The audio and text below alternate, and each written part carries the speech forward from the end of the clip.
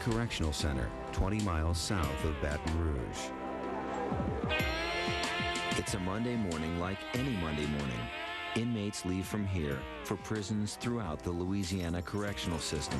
We're going to handcuff and shackle y'all.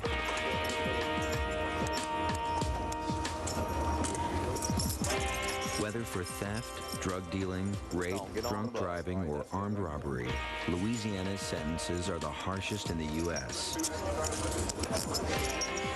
There will be no talking except for me. The only time you will talk when you give me your DOC number. Sterling Levine. 95442. Kobe Baxter. 390439. Gabriel Williams. 41882. Robert Blanda. 439971. All right, fellas, got approximately 45-minute ride ahead of us. There will be no standing up, no talking loud, no smoking at all. You can let your windows down. All right, let's do it. Dixon 4040, yeah. DCI. Leaving home, 17 transfer. It's a rare glimpse of the free world for these inmates on a short bus ride to their next prison. The reasons for their transfer are many. I was down there, 2 miles down that way. Colby Baxter is being moved closer to his family. Juveniles Eric Robertson and Robert Blanda are now facing their first time in an adult prison.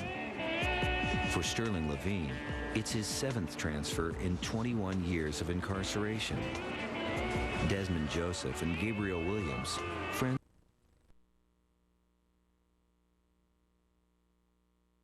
but coming from different jails, are surprised to see each other again. Fate has thrown them all together to serve out the remainder of their sentences at Dixon Correctional Institute, Louisiana's 2nd largest prison.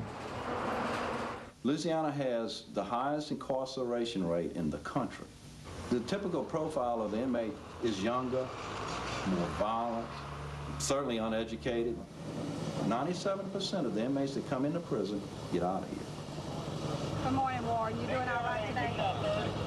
Do we want a more hardened, meaner person leaving these prisons, going back to the community? Or do we want somebody that's a little bit more stable, a little bit more receptive to being back into society and try to get them back into a job? Warden James LeBlanc is responsible for over 1,500 inmates. 80% of the inmates are between 19 and 44 years. The majority have been convicted for a 2nd, 3rd, 4th, or more time.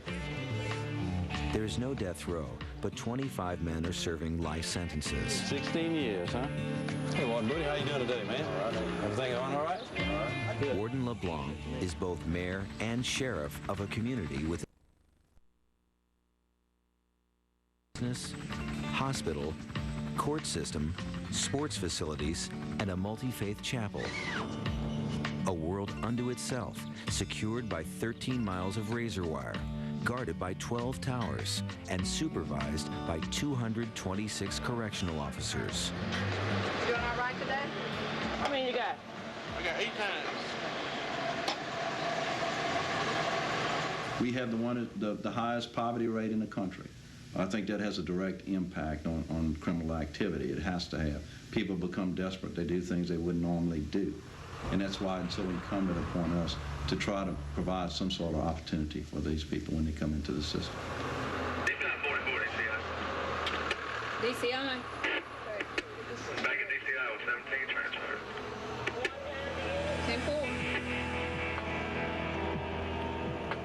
10-4. 9 o'clock in the morning. Another blistering 95-degree day for the new arrivals. It's day 1 at DCI for all of them.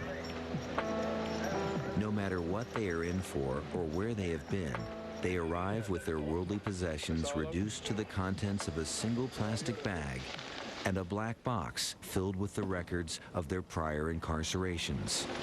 Come on. Let's fire it up.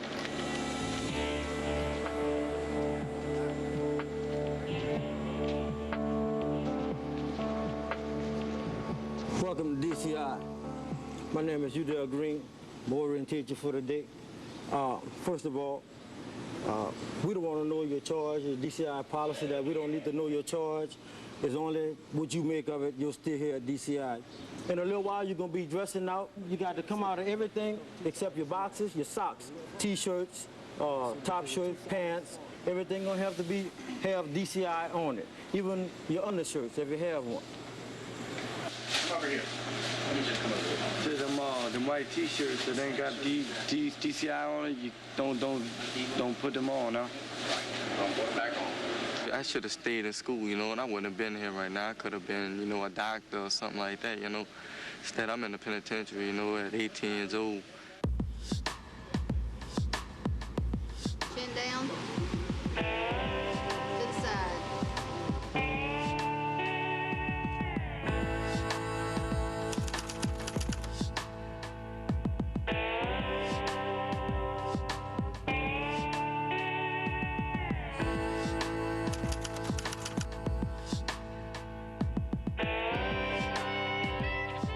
I got a 49.5-year sentence.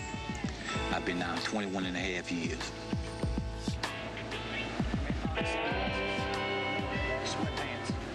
It's like a nightmare, you know, like I ain't gonna never wake up. The rules and regulations that you live by, they're called inmate posted policies. There's 54 of them. Tells you what time you get up in the morning, what time you go to bed at night, what time we have breakfast, dinner, and supper, what days you get your hair cut.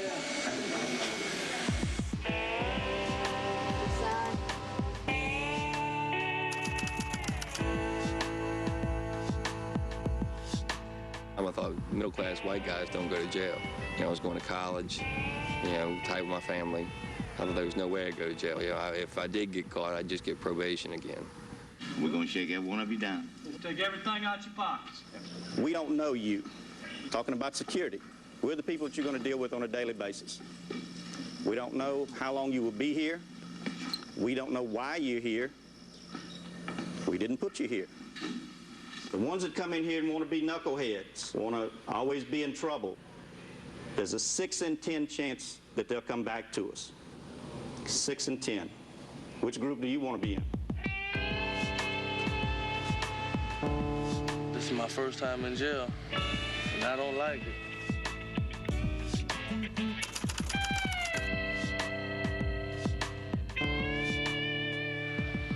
I miss my family more than anything. My mom, my dad, my sister, brother. I just miss everybody. The chaplains are here to help you develop a plan. And when you get out, we're going to drop you off at the bus station. We're going to give you a check, and it ain't a whole lot of money. And you're going to be expected to survive. It ain't going to work without a plan.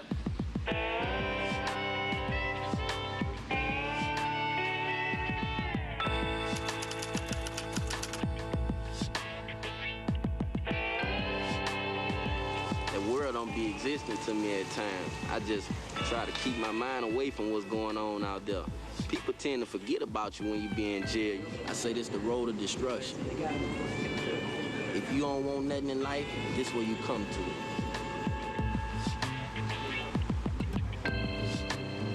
to. Louisiana prison sentences require hard labor, and all inmates must be assigned jobs. Social workers must first evaluate their mental health and fitness for work. Do you ever see things that other people don't see? Man, lately, I've been, like, when I'll be in my cell, the balls look like they moving. I don't know if that's me or what, but I just see the balls moving sometimes. The bars seem to move, huh? Have you used drugs or alcohol? Yes. How old are you? 20. 20? Okay. Anything else you think I need to know? Okay, nice to meet you, Gabriel. All right, this is what I'm gonna do. Okay, Robert, I'm concerned about you. Sergeant Elam, can you come here a second? I'm beginning a mental health observation on this inmate. Can you let Major Bell or somebody know? I'll get with the captain right now. Sure. Okay, Robert, you will not be going to work out there, okay? It's a time where they come in and we look at their medical records, their normal criminal history, and basically select where they live, where they're going. And so we let them know right off the bat what we expect of them. Do you know what size you're wasted? Yes, sir. Oh, I can't tell. You go back there and you get you another pair of pants on? to make sure you get a pair that fits you, because you got to use them hands to work with. You understand me? You don't walk around here. Ain't gonna happen. Ain't gonna happen. And you'll be medium custody. You'll live on dorm E, and you'll work in the processing plant, PP2A. Third time, huh? Third time I'm moving. Putting you back in the plant? Dorm E, the chicken plant. If you don't have any problem, you let me know, though, and I'll help you out. Correctional officers aren't concerned about their criminal history, and hopefully don't have to know their criminal history, because it creates a little too personal type relationship which shouldn't exist. Sterling Levine, Charles Vito, William Bonado. When an inmate comes into the system, they are all equal, and it's up to the inmate to decide. When he gets on his dorm, it's his decision whether he wants to move up in the system or move down in the system. Most of the population start out in dormitories. Stamps. Cell confinement is reserved for those who break the rules. They can't do me nothing here that haven't happened to me already. I'm gonna still be in jail, whether I'm sleeping in a dormitory or in a cell. My time won't go on. Between going back and forth with my mom and my dad, you know, I was like kind of messed up in the head, you know. I'm trying to change my ways, change my attitude, and try to get my mind rehabilitated. We're going to give you 2 pairs of pants. We're going to give you everything you need. Yes, sir. Toothpaste, toothbrush, soap, razors, sheets, and your pants will be in there. Okay. Don't you going to bed 17 on dorm G? I got a son out there now. I mean, that probably make me want to strive to stay out there now, knowing his mama probably needs some help. His name Taiwan.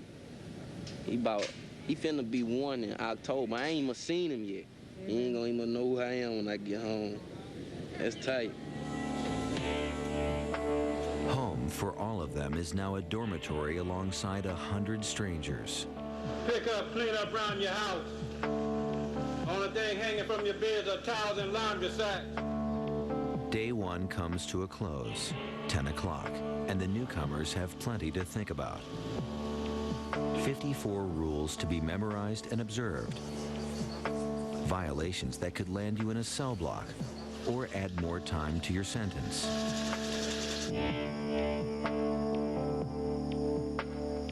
Nothing on the dorm, hide out the lights out. What happens to the new transfers from now on depends on how well they settle into life at DCI.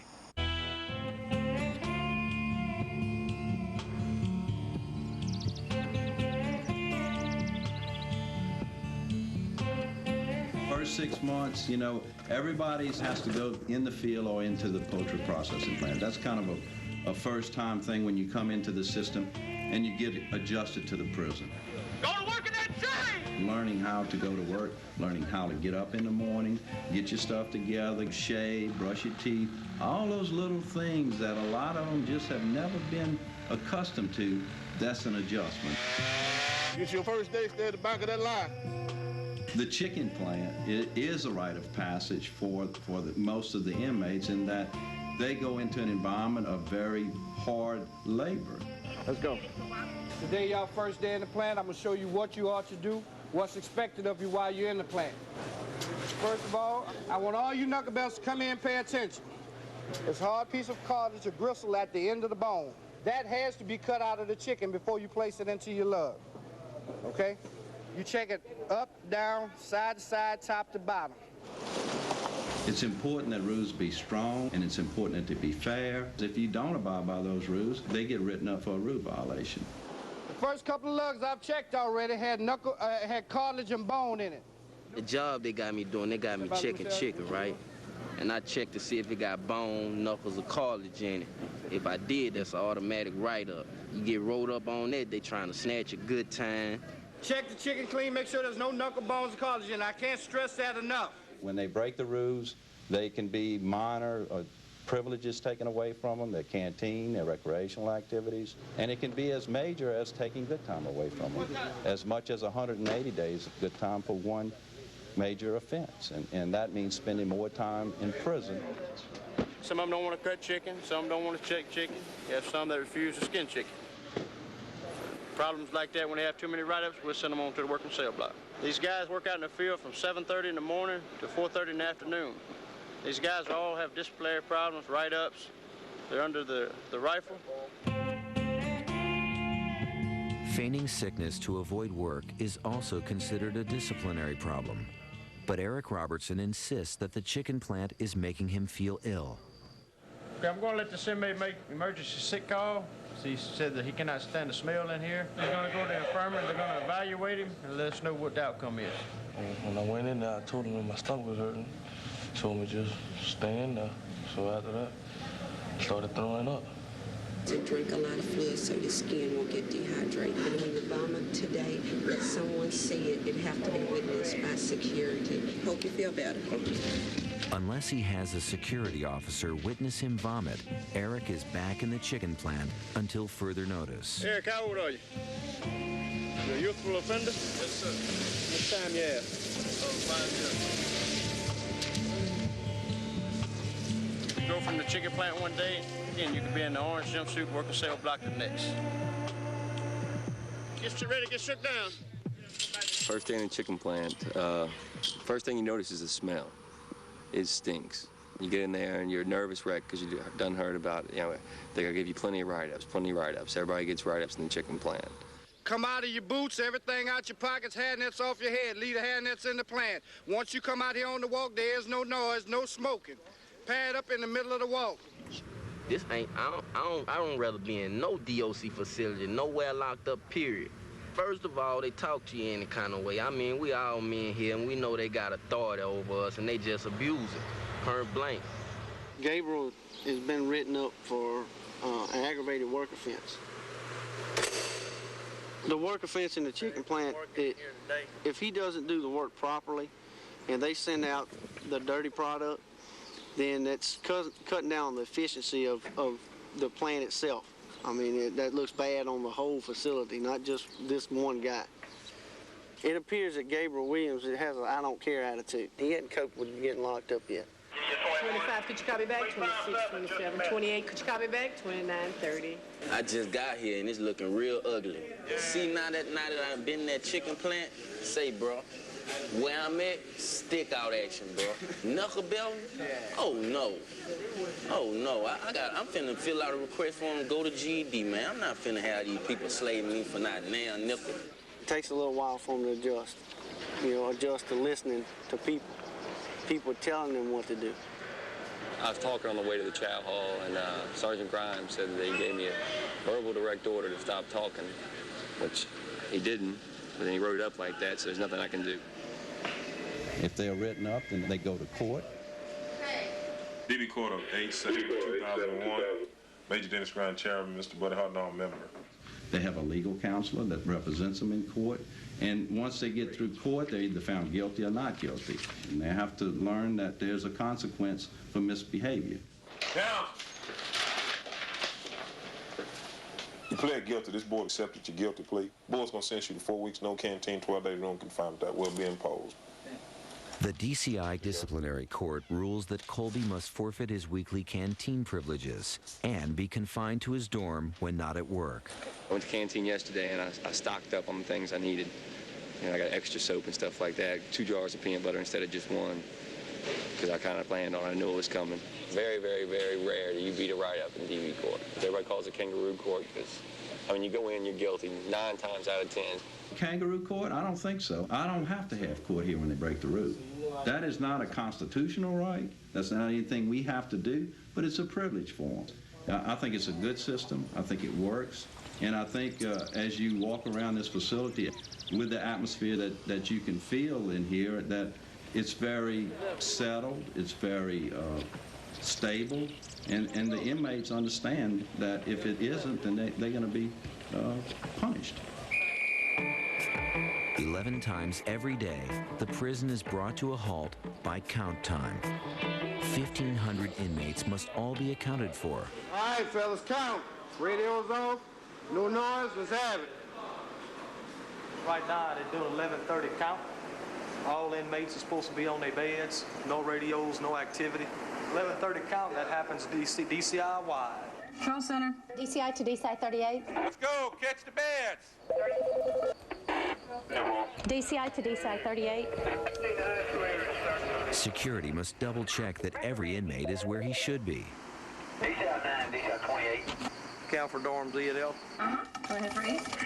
Dorm E, I have 57. Dorm F, I have 36. You're not allowed to talk. You're not allowed to go in your locker. You're not allowed to listen to the radio. You're not allowed to go to the bathroom. You just sit on your bed till they count clear. Cell block B. Cell block B is clear. Cell block B. It can sometimes take more than 20 minutes for the control center to make sure that all the numbers add up. No. Recount on 8. DCI 9, DCI 28. Call me 355. Got counts for dorms 3 and 4. I got dorm 3 is 50. 53. That's good, thank you. Thank you, man. DCI to all DCI units, counts clear. No one has ever successfully escaped from the prison compound. Cows clear for the bathroom only, 2 at a time from each dorm. Give me dorm 5 for field call. Cows clear! Total cows clear, yours open. The inmates, most of them are guilty, and if you talk to most of them in here right now for what they're in here for, probably most of them will tell you they're not guilty. I was first arrested February 8, 1980, 2 days after my 20th birthday, and I've been incarcerated ever since. I was in the wrong place at the wrong time.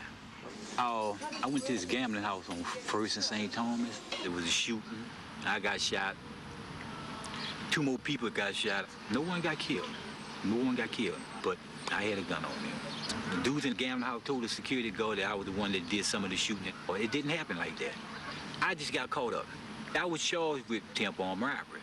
I wound up getting 49 and a half years. Miss Tate, I'm back from the hobby shop. What dorm?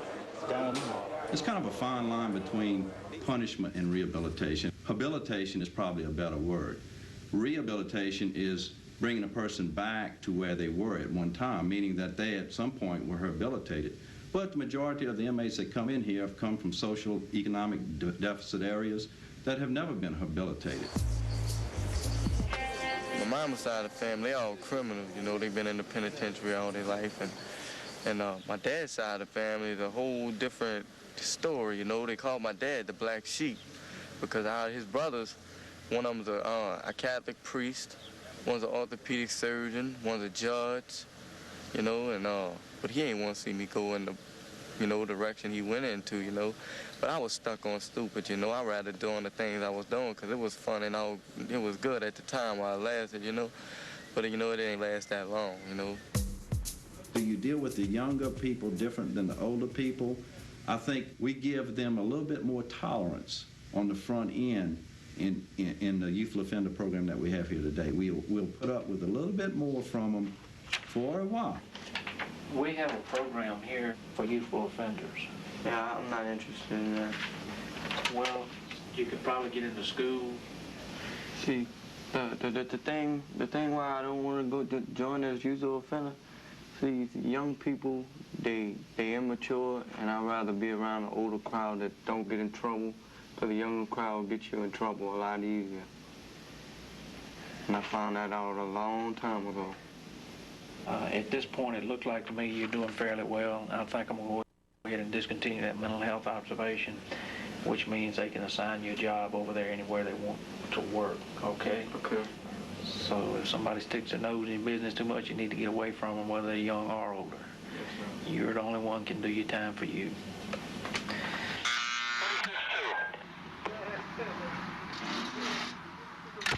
What class you in, Eric?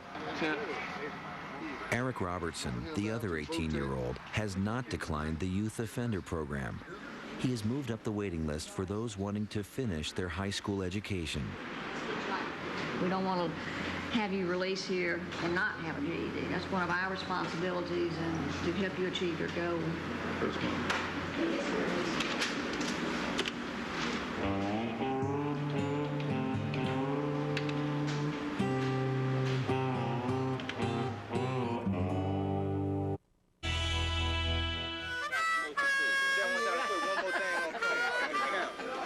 Sunday on the yard. The only day when prisoners are not required to work.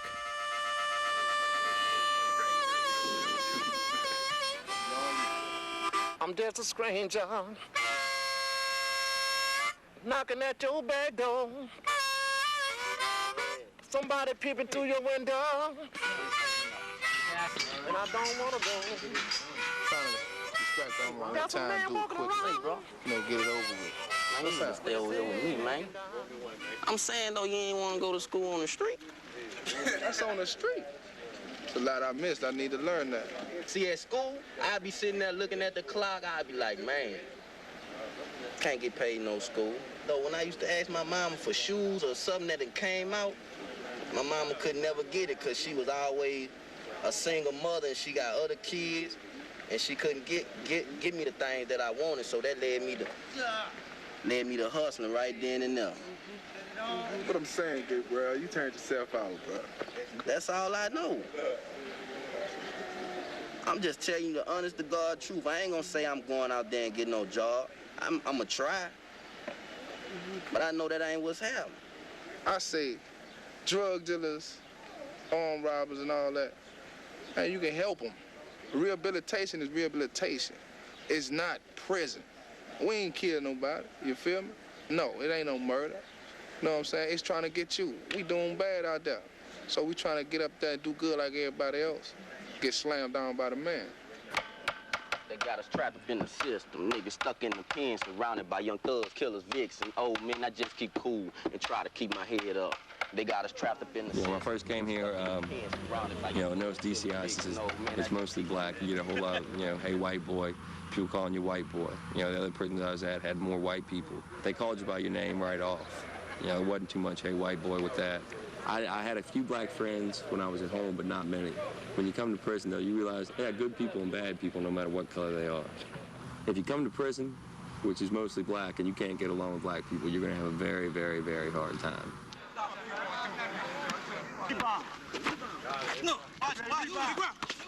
I never was a follower. I don't like following people. It was for the money to me. I used to go buy me new clothes and everything and got me a car. The money was so quick and easy, I just kept on doing it. And after that, caught a charge, now I'm here. Sentenced to 7 years for cocaine distribution, Eric spends his Sundays seeking legal advice from the inmate councils. What's your problem? What's going on? And on the court minutes, they say that I'm eligible for parole. That's why I came over. Well, you are. But by law, you can't have parole for the first 5 years. What it says is the first 5 years of this sentence are to be served without benefit of parole, probation, or suspension. Because I had talked to my family last night, and they saying if I can get back in court, they're going to give me another lawyer, a better lawyer, or whatever I needed. The only thing that would be helpful to you is possibly just to ask the judge if he would re-sentence you.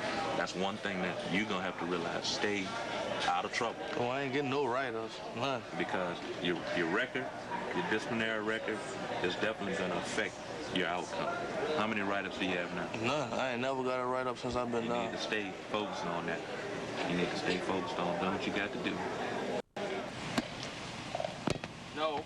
The young guys coming in now, they don't seem to be too worried about coming to prison like I used to see. They used to come in really scared. I just try and teach them that all you have to do is just respect the people around you, and that's going to keep you out of trouble. You're going to save some energy for working out today. Plenty energy. Got plenty energy. How old are you? 18. Let's go. Put your thumb right here. Robert, we call him Ra-Ra. He's never been to prison before, so I'm kind of like showing him the do's and don'ts. Give me 8 to 10. He asked me about getting locked up, what to do to keep from going to the cell block. It's all you. I just gave him a few pointers and then kind of hung by his side to make sure that the wrong crowd didn't kind of recruit him in. I've been locked up since my son was 6 months old and my daughter was 3. They're 8 and 11 now, and I missed their whole entire childhood just about. That's one of my greatest regrets, is not being able to raise my children.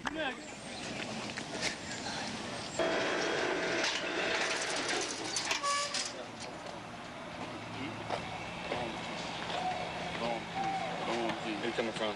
Call up. Law library. Break your leg.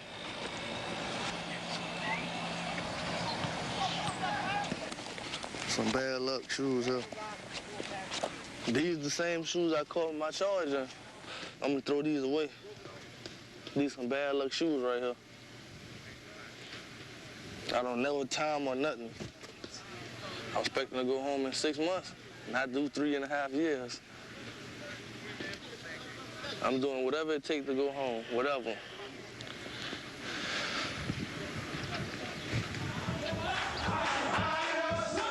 All right, count time, y'all. It's time for us to roll. Let's go. And then blow the horn.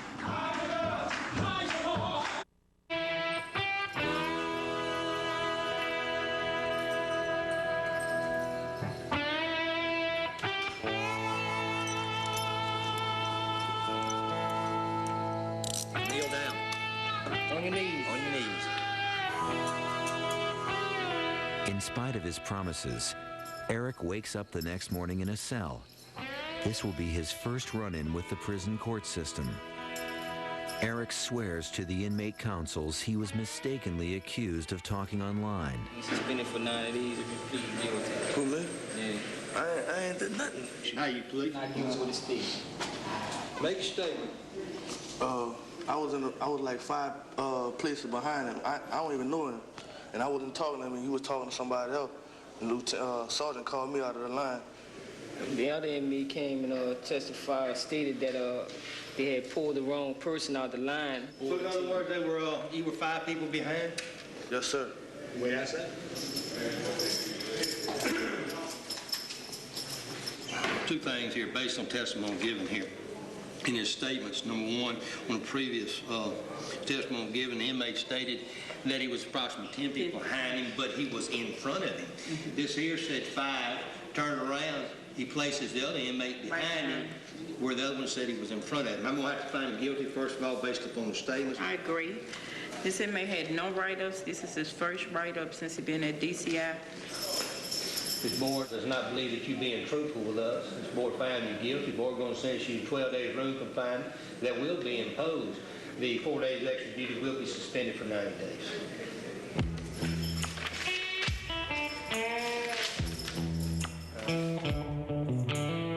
Your chances of getting out of here on this panel review. At any given time, about 10% of the inmates are undergoing much more severe punishment, confined to cells, often for months. Segregated, but not forgotten. Just kind of stand back a little bit there, if you would. How you guys doing? The inmate population usually knows a little bit more about what's going on than the staff, and because they're here 24 hours a day, 7 days a week. So it's important that you take the time and you listen. Where are you getting your tobacco from? Sneak it in. And well, which people are sneaking it in? Is it somebody on this tier? I'm not going to tell who I got it from. I'm smoking. All right, thanks, Sarge. In this business, you're only one phone call away from disaster. I mean, that can happen anytime, any day. You know, when the phone rings in the middle of the night, you're wondering, you know, what's next? You know, what can happen?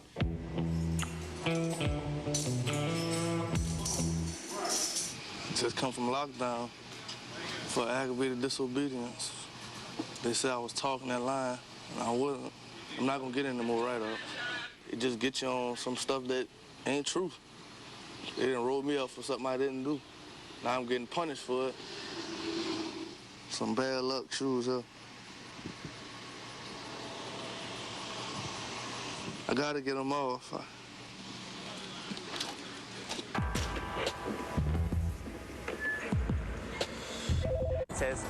For Robert, his new mentor, Boudreaux, is about to introduce him to the hookup, a traditional alternative to prison food. Give me 2 Fig Newtons. And what other kinds you got? 2 Snickers and 2 M&Ms. Okay. How about a couple packs of cookies? Give me 4 Fig Newtons. I'm out of honey buns. Some more cookies? Give me some more cookies. Okay. There you go. No money is ever exchanged in prison. Instead, it's deducted from inmates' accounts, which are mostly supported by their families. You ever eat oysters and tuna fish together? Yeah, I eat oysters and tuna fish. Where the name hookup come from? I got me. John might know. John? Yeah. John. What's up, John? You gonna eat some of this stuff with us today? Yeah, I'll take a sandwich later. You know where the name hookup come from? Hookup come from an old penitentiary convicts. Way back in the 30s, 40s. They would get together and hook up different things that they would get out of the store and share the meal. But it's the way you hook it up that what makes it taste good. That's right. See, it's like anything a chef cooks on the street. It's how you put it together that counts. And once you put these ingredients together on the street, you would call this a casserole. All right? But in here, we call it a convict hookup. Now, I'm not sure which come first, the casserole or the convict hookup. But that's what you're baking here. You want the texture to be just right where it's not all, you bite into it, it squeezes out your sandwich. I think he's catching on pretty good, John. Yeah, he's doing all right. He's doing all right.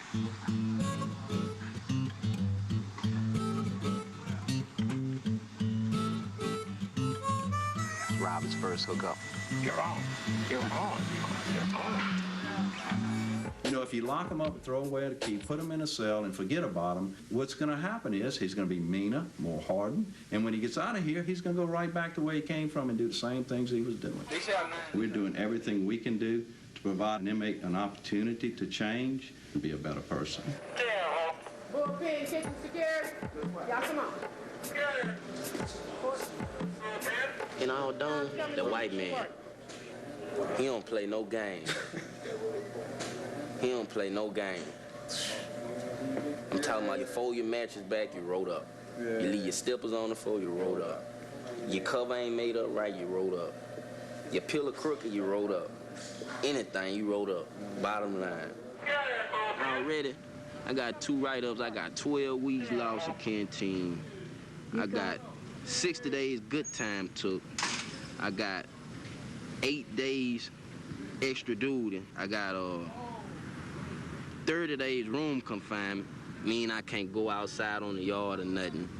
Just like being in the cage. Like you got a dog in the pen, in a dog pen, you can't get out. It's just what it feel like. Nah, not yet. I ain't going yet. Well, I really was hoping that I got what I was hoping for. I wound up getting on a maintenance crew with my boy Boudreaux over there, you know. Yeah, it's laid out.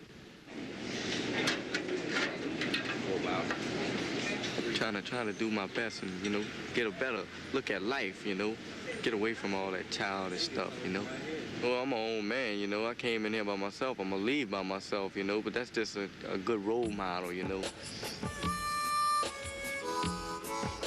I did something to be in jail, okay? I don't think what I did warrant me being on all the year that I have or to receive the type of sentence that I have, but that's only in my opinion, you know. But I deserve a chance at my life, you know.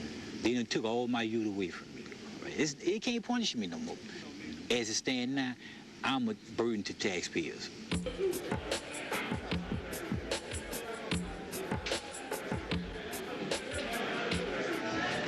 When I was selling drugs, you know, I didn't think I was selling to consenting adults. You know, I didn't think there was anything wrong with it, to tell you the truth. You know, the only thing that was wrong with it was the consequences. That's the way I saw it. But the consequences that it carried, you know, I'm not going to do it again.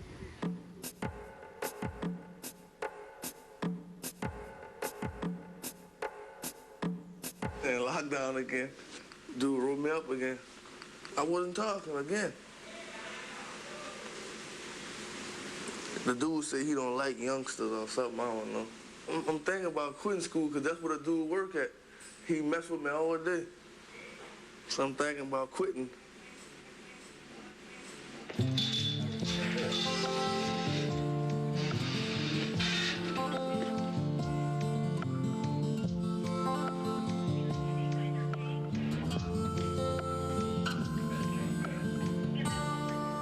It's hard. Prison life hard. Gabriel Williams, 4180-82. Sentenced to simple robbery. Unauthorized use of a vehicle, 7 years. Well, what I think they ought to change the laws to make all the judges and DAs that are sentencing people to jail ought to have to spend at least 30 days, if not 6 months to a year, in all the jails they're sending people to. I think that'd make the sentencing a whole lot more fair. Colby Baxter, 390439, possession of LSD, 7 years. Eric Robinson, 43649, distribution of crack cocaine, 7 years sentence. I feel like I'm messing up, but I ain't doing nothing to mess up, though. It could happen to you, me, or anyone in your family. Sterling Levine, 95442. I'm in here for a tempo on I have 49 and a half years. I've been now 21 and a half years. I want to say to my family, to my grandma and grandpa, my mama, my daddy, my brothers and sisters, my brother in jail, that I love y'all, keep y'all head up, and I'm gonna be getting out soon, and then when I get out, I'm gonna be changed for the better. Robert Blander, 439971. I'm 18 years old. I'm charged with crack cocaine, possession with intent to distribute marijuana, simple robbery. I have a 5-year sentence.